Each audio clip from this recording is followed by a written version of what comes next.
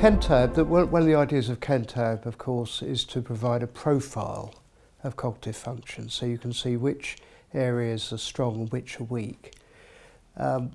One easy way of conceptualizing cognition is as a kind of three parts.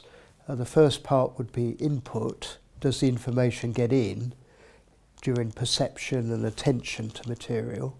That's obviously very important. Then how it's represented in the brain is very important. Of course, this may involve language, but it certainly involves long-term memory. And finally, how you act on those representations to produce behaviour and cognition, as in decision-making or planning, for example, and all the control processes you need to optimise those functions, which we call executive functions. Now, Cantab, of course, is basically non-verbal because of the translation with animals. Animals can't talk.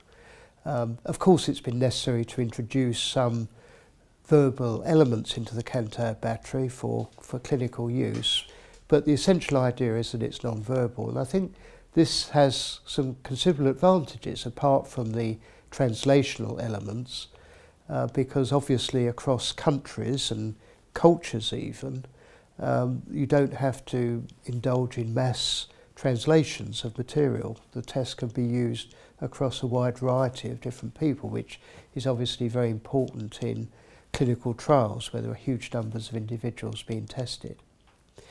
So that's the basic philosophy of the Cantab battery in terms of the way it's been developed.